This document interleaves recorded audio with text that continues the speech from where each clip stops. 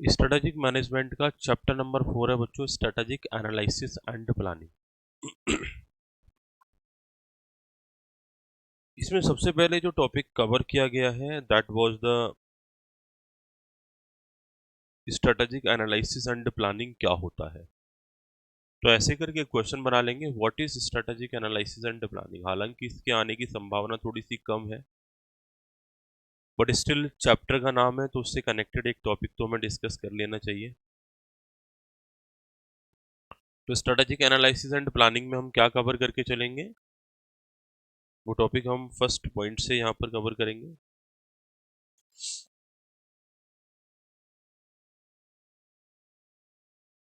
Question number first रहेगा strategic analysis and planning, और accordingly बच्चों इसमें जो नोट डाउन करना है, फर्स्ट पॉइंट आप बनाएंगे इसमें, strategic analysis and planning involve the careful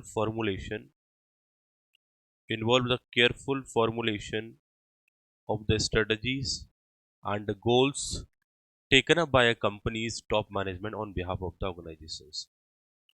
बोला कि जब हम स्ट्रेटेजिक एनालिसिस एंड प्लानिंग की बात करते हैं तो इसमें बेसिकली हमारा केयरफुल तरीके से एक फॉर्मुलेशन एक्टिविटीज शामिल हो जाती हैं, जो कि फॉर्मुलेशन हमारी डिफरेंट डिफरेंट टाइप की स्ट्रेटजी का हो सकता है या गोल्स का हो सकता है, जिनको कंपनी के थ्रू टेकअप किया जाएगा। कंपनी उन गोल्स को, उन स्ट्रेटजी को फॉलो करेगी फ्यूचर में, और ऐसी एक्टिविटीज को जब किया जाता है तो इन्होंने बोला कंपनीज के टॉप मैनेजमेंट के थ्रू ऑर्गेनाइजेशन के बिहाफ पर किया जाता है। तो स्ट्रेटेजिक एनालिसिस एंड प्लानिंग की बात कर रहे हैं तो हम गोल सेटिंग कर रहे हैं, स्ट्रेटजी बना रहे हैं, स्ट्रेटजी फॉर्म्ड कर रहे हैं। तो इनमें हमारी बेसिकली प्लानिंग रिलेटेड एक्टिविटीज यहाँ पर शामिल होती है। आगे इसमें एक सेकंड पॉइंट नोट करोगे, it aims at providing overall direction to the organisation. यहाँ पर ऑर्गेनाइजेशन को ओवरऑल डायरेक्शन हम प्रोवाइड करते हैं, specifying the organisation objective, developing the policies plans design करते हैं, design to achieve these objectives. इन्होंने बोला कि जब जब हम बात करते हैं तो ऑर्गेनाइजेशंस के ऑब्जेक्टिव यहाँ पर फाइनलाइज करना, पॉलिसीज को डेवलप करना, और उन ऑब्जेक्टिव्स को कैसे अचीव कर पाएंगे, उन सारे के सारे एस्पेक्ट्स को यहाँ कंसीडर करके चल रहे होते हैं। और इन्होंने बोला अकॉर्डिंगली जब हम अपने ऑब्जेक्टिव को अचीव करते हैं तो रिसोर्सेज का यूटिलाइजेशन करना पड़ता है और उनका अलोकेशन भी करना पड़ता है, and then allocating the resource to implement the plans. हम अपने प्लान्स को अचीव करने के लिए किस तरीके से अपनी रिसोर्सेज को अलोकेट करेंगे। इन्होंने बोला जब ये सारी एक्टिविटीज हम कर रहे होते हैं तो उस दौरान हमें एक केयरफुल एनालिसिस करनी पड़ती है, vision mission objective goals and the resource of the organisation, and in depth analysis of the external environment. तो बोला जो इस टाइप की एनालिसिस को ही कहीं ना कहीं हम स्ट्रेटेजिक एनालिसिस और प्लानिंग की कैटेगरी में रखते हैं। इसके बाद जब हम स्ट्रेटेजिक एनालिसिस एंड प्लानिंग की बात करेंगे तो इससे रिलेटेड बड़े सारे कंपोनेंट्स हम पढ़ेंगे, जिसमें हम पहला कंपोनेंट पढ़ रहे हैं बेटा, स्टडी कर रहे हैं सिचुएशन एनालिसिस। तो सेकंड क्वेश्चन हम यहाँ डिस्कस करने वाले हैं सिचुएशन एनालिसिस। तो स्ट्रेटेजिक एनालिसिस और प्लानिंग की जब हम बात कर रहे थे तो बड़ा शॉर्ट समराइज वे में हमने इसे कवर अप किया। बोला कि टॉप मैनेजमेंट के थ्रू वेरियस टाइप की स्ट्रेटजी और गोल्स जो बनाए जाते हैं, एनालाइज किए जाते हैं, वो सारे के सारे इसमें शामिल हो जाते हैं। स्ट्रेटेजिक एनालिसिस के थ्रू हम ओवरऑल डायरेक्शन प्रोवाइड करते हैं अपने ऑर्गेनाइजेशंस को, स्पेसिफाई करते हैं ऑब्जेक्टिव एंड पॉलिसीज को बना रहे होते हैं, उन्हें कैसे अचीव किया जाए, इन सारे एस्पेक्ट पर हम काम कर रहे होते हैं।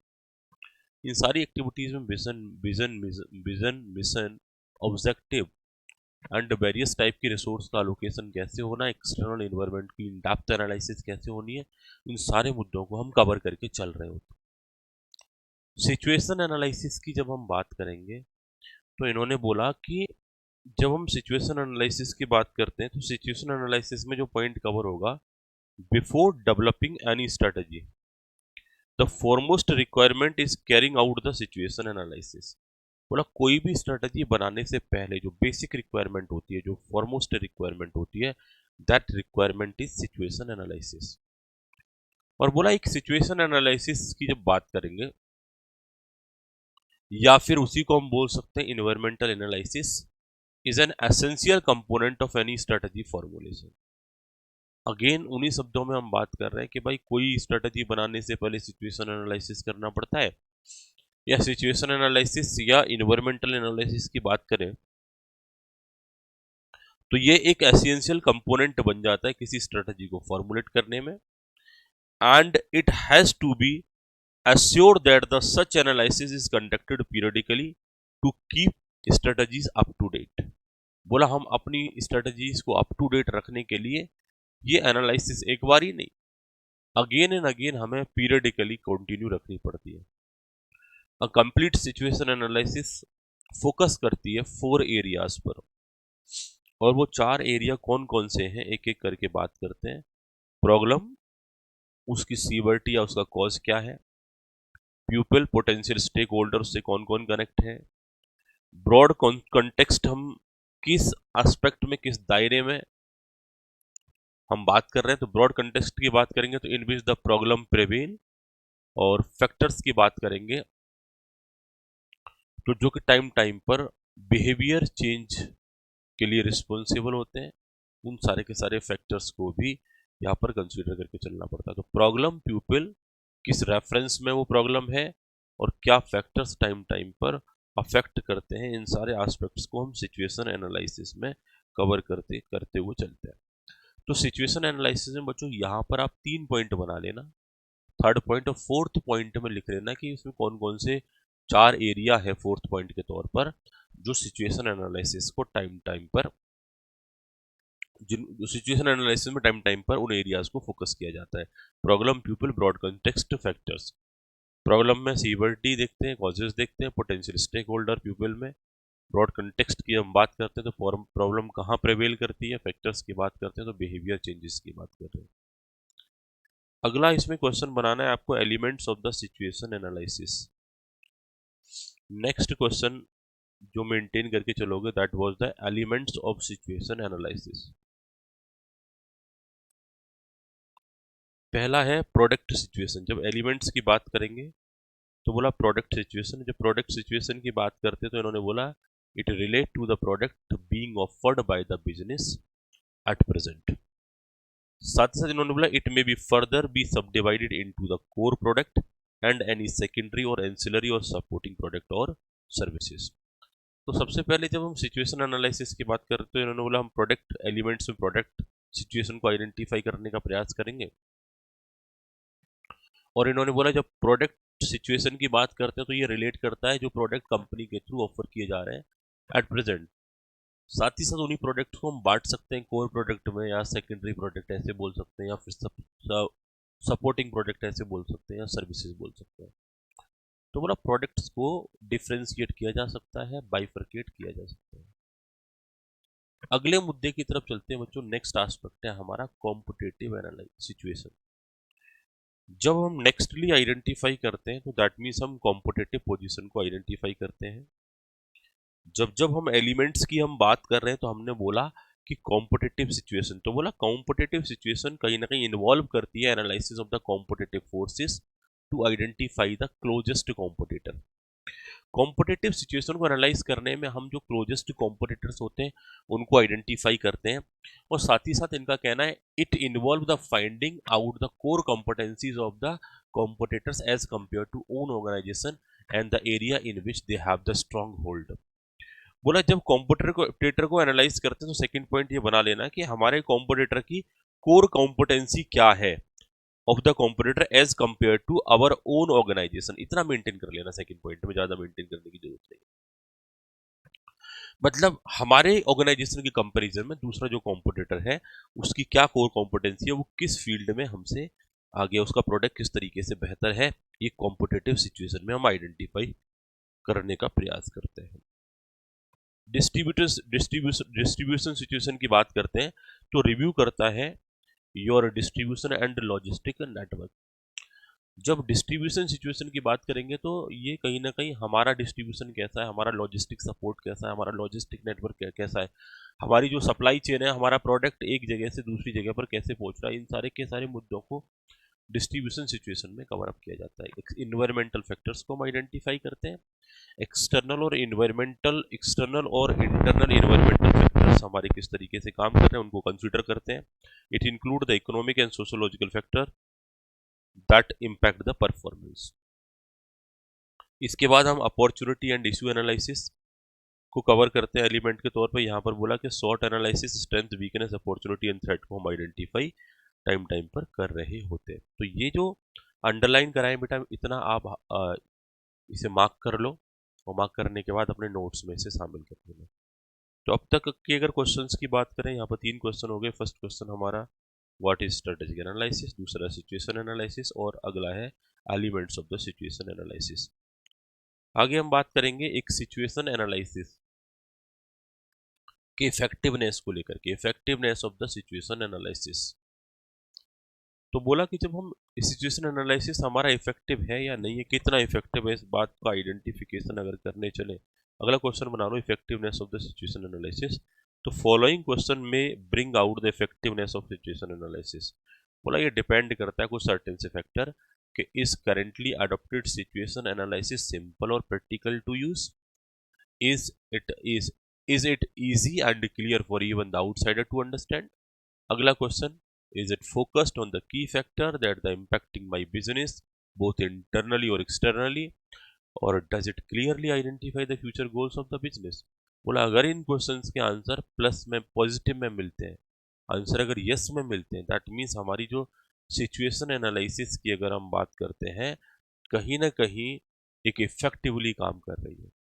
तो दैट मीन्स सिचुएशन एनालिसिस की बात करते हैं, bring out the effectiveness of the following questions में bring out the effectiveness of the situation analysis. यानी कि अगर ये क्वेश्चंस के आंसर पॉजिटिव कहीं ना कहीं मिलते हैं तो हमारा बिजनेस बेहतर तरीके से काम कर रहा है। बट अगर एक एनालिसिस इन सारे क्वेश्चंस का आंसर ढूंढ रही है तो उसे बोला जाता है कि कहीं ना कहीं इस टाइप के क्वेश्चंस अगर किसी एनालिसिस में है तो वो सिचुएशन एनालिसिस कहीं ना कहीं इफेक्टिव है। तो बच्चों, इफेक्टिवनेस ऑफ सिचुएशन एनालिसिस में कुछ सर्टेन से क्वेश्चन आप डालिए, वो सिचुएशन एनालिसिस आपकी इफेक्टिव हो जाएगी। तो फॉलोइंग क्वेश्चन में bring out the effectiveness of the situation analysis करके आप इन 4 क्वेश्चंस को यहाँ पर नोट डाउन कर सकते हैं। जल्दी से बताओ बच्चा, यहाँ तक कोई समस्या, कोई दिक्कत, आगे बढ़ सकते हैं।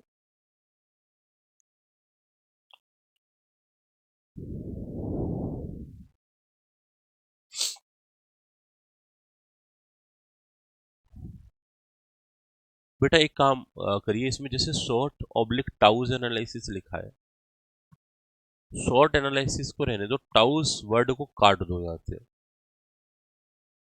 क्योंकि इन्होंने हेड में दे दिया शॉर्ट और टाउज एनालिसिस, लेकिन अभी क्वेश्चन जो आपने बनाना है शॉर्ट एनालिसिस का बनाना है सिर्फ। टाउज एनालिसिस की जस्ट बात करेंगे, उसका दूसरा हेड आगे है।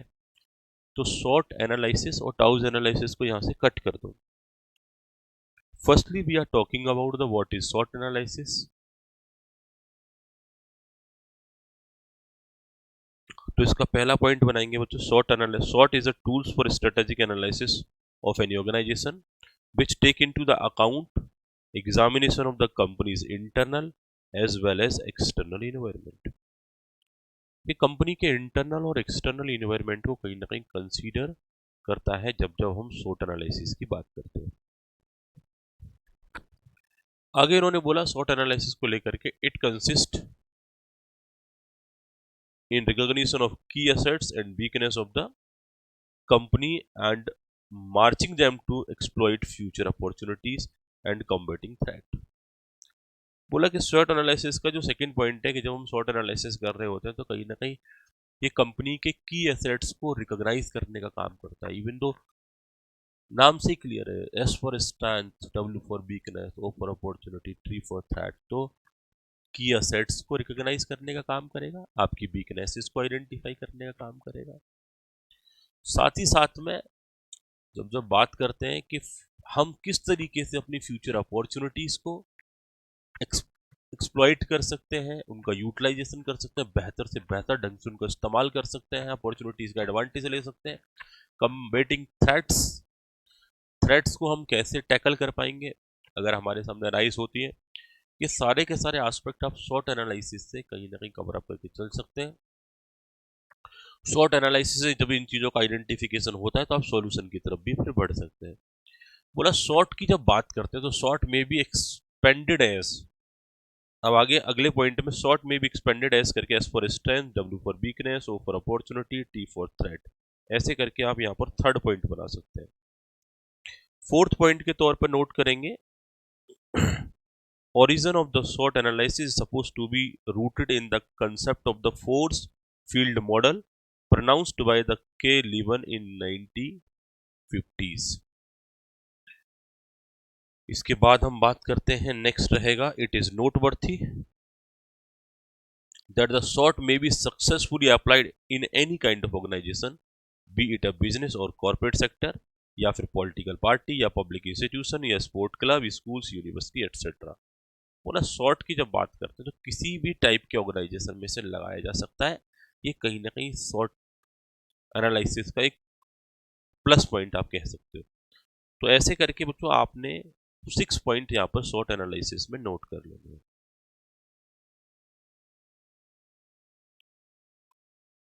आगे एक केस स्टडी शॉर्ट एनालिसिस पे, तो Amazon case study on short analysis ऐसे करके एक हेड बना लेना, जिसमें आपको थोड़ा आइडेंटिफिकेशन मिल जाएगा कि जब हम शॉर्ट एनालिसिस की बात करते हैं तो एक कॉलम बना लेना स्ट्रेंथ से कनेक्टेड, जैसे देखो वाटरमार्क में यहाँ पर एस बना हुआ है, एक डब्ल्यू वीकनेस, एक टी मतलब थ्रेट्स, और एक ओ मतलब अपॉर्चुनिटीज।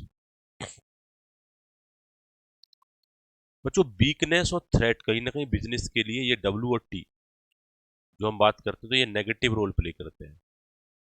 स्ट्रेंथ और अपॉर्चुनिटी कहीं ना कहीं ऑर्गेनाइजेशन के लिए पॉजिटिव होते हैं।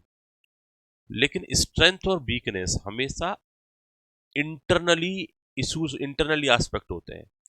या तो हम स्ट्रांग होते हैं तो हमारा स्ट्रेंथ है, और वीकनेस मतलब कहीं ना कहीं जिनको हम रिमूव कर सकते हैं, एफर्ट्स लगाए तो उन वीकनेसेस को खत्म कर सकते हैं। इंटरनली चीजें मैनेज हो जाती है, मतलब स्ट्रेंथ और वीकनेस मैनेजेबल होते हैं।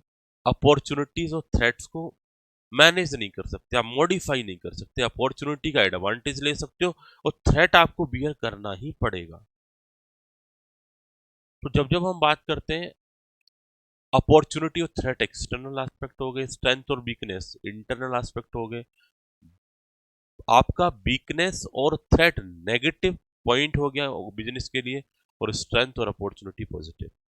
तो इनका थोड़ा सा, जैसे स्ट्रेंथ की बात करेंगे, brand identity, Pioneer advantage, cost advantage, continuous business improvement, तो ये आपकी स्ट्रेंथ हो गई। अपॉर्चुनिटी मतलब बाहर से मिलती है, इन्वायरमेंट से मिलती है, जैसे diversification of e commerce business, e commerce business में बड़े का प्रमोशन हो जाना, एक तरीके से पब्लिक का रुझान हो जाना इसकी तरफ।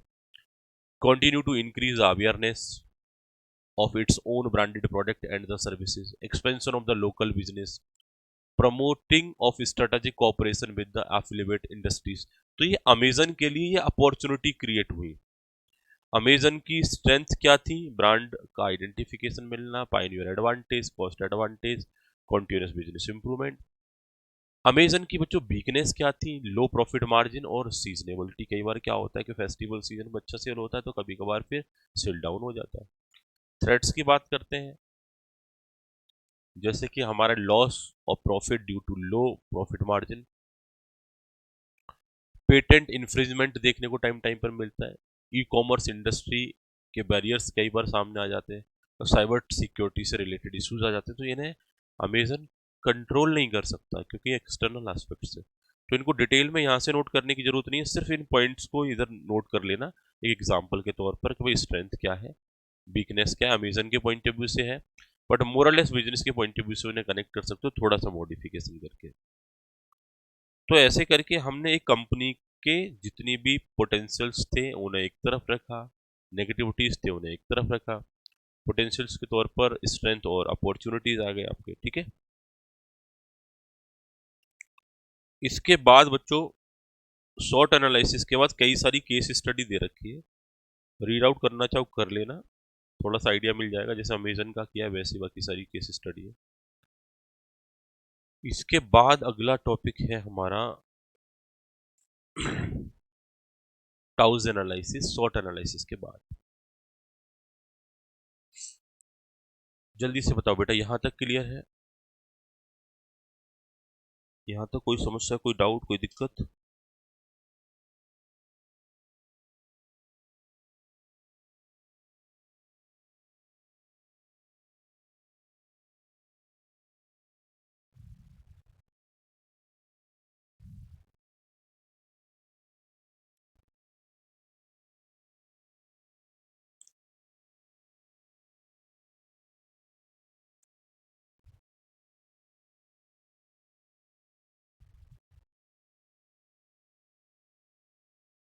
नेक्स्ट टॉपिक है बच्चों हमारा टाउज एनालिसिस। तो टाउज एनालिसिस में फर्स्ट पॉइंट बनाएंगे, टाउज matrix is a conceptual framework for identifying and analyzing the threats, opportunities in the external environment and assessing the organization's weakness and strength। बोले जब टाउज एनालिसिस की बात करते हैं तो फर्स्ट पॉइंट है, ये जस्ट अपोजिट हो गया सॉर्ट का। टाउज में क्या होगा, पहले हम थ्रेट्स और अपॉर्चुनिटीज को आइडेंटिफाई करते हैं, एनालाइज करते हैं एक्सटर्नल एनवायरनमेंट में, एंड असेस करते हैं ऑर्गेनाइजेशंस की वीकनेस और स्ट्रेंथ को। तो एक्सटर्नल एनवायरनमेंट्स के अकॉर्डिंग अपॉर्चुनिटीज और थ्रेट्स को आइडेंटिफाई करके, एनालाइज करके, किस तरीके से हमने अपनी स्ट्रेंथ को अप्लाई करना है, किस तरीके से हमने अपनी वीकनेसेस को कवर करके रखना है, ये सारी पॉलिसी बना रहे होते हैं टाउज एनालिसिस में। तो पहले यहाँ जो एनालिसिस होता है एक्सटर्नल फैक्टर्स पर, देन आफ्टर एक्सटर्नल फैक्टर्स को एनालाइज करके हम इंटरनल फैक्टर्स को अप्लाई कर रहे होते हैं। अगला सेकंड पॉइंट इसमें बनाएंगे बच्चों, though the TOWS was created through the rearrangement of the letter of the SWOT analysis. बोला हालांकि जब हम सॉर्ट एनालिसिस की बात करते हैं तो कहने को तो ये टाउस एनालिसिस सॉर्ट एनालिसिस के लेटर का रीअरेंजमेंट है, लेकिन बोला टेक्निकली ये सिर्फ रीअरेंजमेंट नहीं है।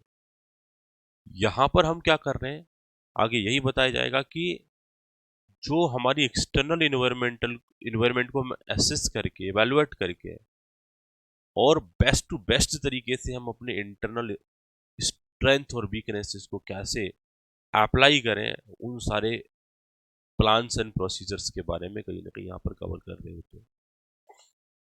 तो second point, though the TOWS was created through the rearrangement of the letter of the SWOT analysis, yet it may not be considered as just reversal of the sequence of the SWOT analysis.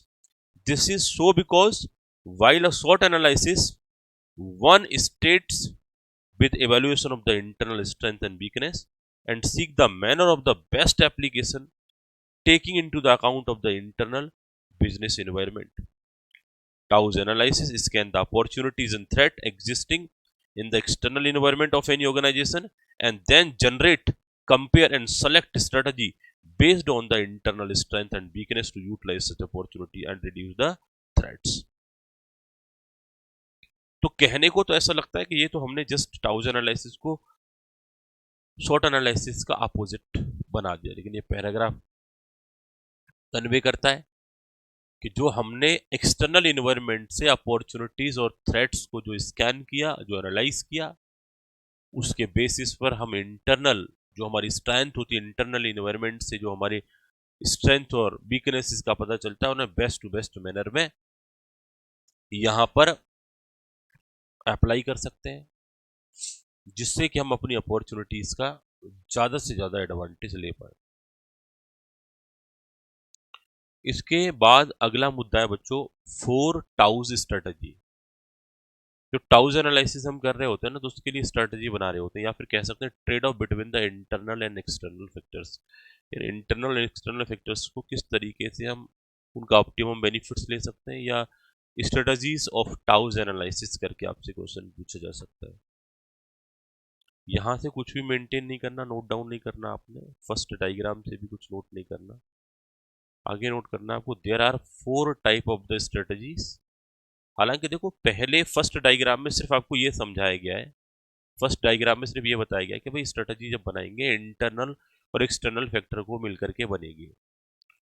अब देखो internal factors होते हैं strength and weakness, external और aspects होंगे हमारे opportunity threat. तो एक combination तो बनेगा अपॉर्चुनिटी और स्ट्रेंथ का, दूसरा कॉम्बिनेशन बनेगा अपॉर्चुनिटी और वीकनेस का, तीसरा बनेगा स्ट्रेंथ और थ्रेट का, चौथा बनेगा वीकनेस एंड थ्रेट का। तो ऐसे करके 4 कॉम्बिनेशन बनेंगे, लेकिन इन चारों कॉम्बिनेशन के अलग अलग नाम होते हैं। इन ऑल 4 कॉम्बिनेशन 4 अलग अलग नाम होंगे, aggressive strategy, conservative strategy, competitive strategy और डिफेंसिव स्ट्रेटजी। तो these are the 4 types of strategies, जो कि बेसिकली जिन्हें हम बोल रहे हैं 4 टाउज स्ट्रेटजीज, या product of trade off between the internal and external factors. तो जब इन 4 स्ट्रेटजीज की बात करेंगे तो इनको डिफाइन कर सकते हो आप। ये एग्रेसिव जिसे मैक्सी मैक्सी बोला जाता है, conservative mini maxi, competitive mini maxi, conservative maxi mini, competitive mini maxi और defensive strategy mini and mini.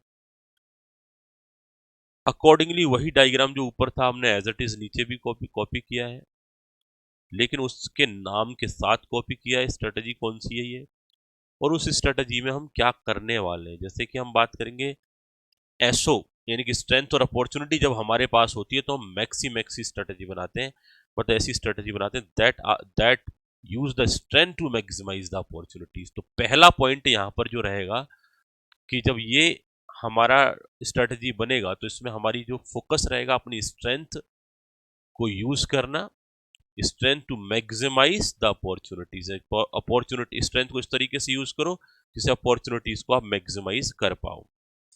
लेकिन बच्चों इसमें करना क्या है कि इसमें एक आध पॉइंट और बढ़ा लेना। एक तो डायग्राम वाले पॉइंट्स को कंसीडर कर लेना, जैसे डायग्राम में तो एक ही पॉइंट दे रखा है शॉर्ट में, इसमें एक पॉइंट मैं आपको थ्योरी से बढ़वा दे रहा हूँ नोट्स बनाते टाइम पर, यहां से एक पॉइंट कवर कर लेना।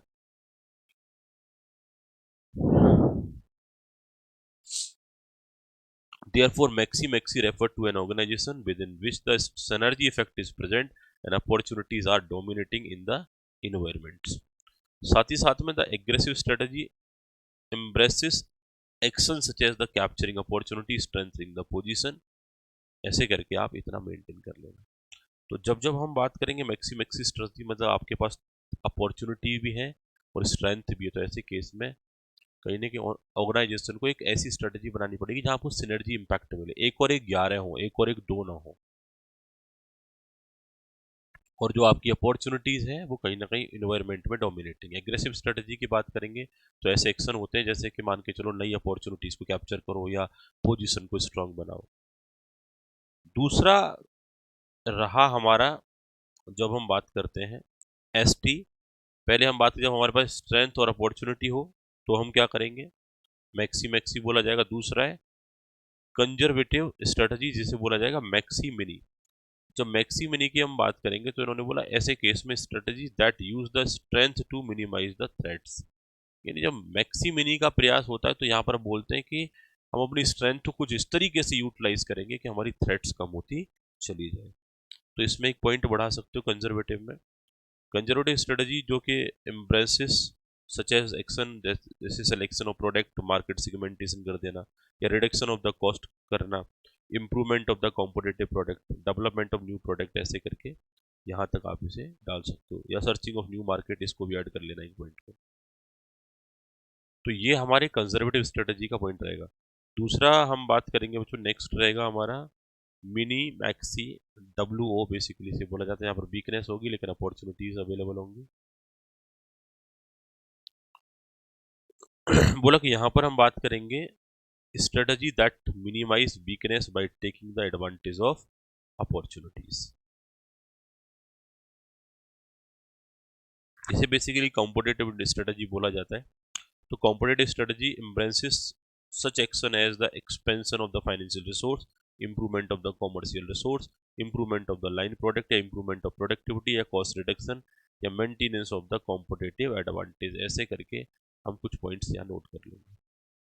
डिफेंसिव स्ट्रेटजी की बात करते हैं तो इसमें एक ही लाइन मेंटेन कर लेना, this strategy enable the survival in situation where organisation work in an unfavourable environment.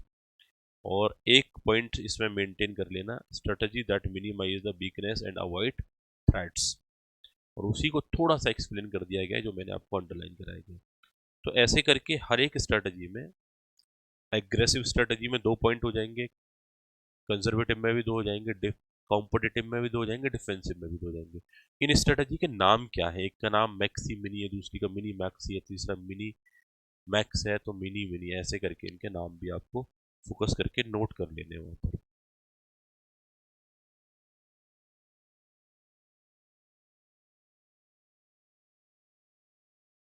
जल्दी से बताओ बेटा, ये समझ में आया? यहाँ तक कोई दिक्कत, कोई समस्या?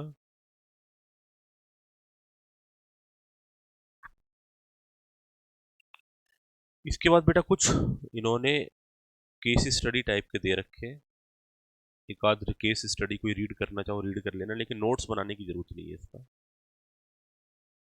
और अब अगला टॉपिक है part programme evaluation review technique and critical path method techniques of the project management.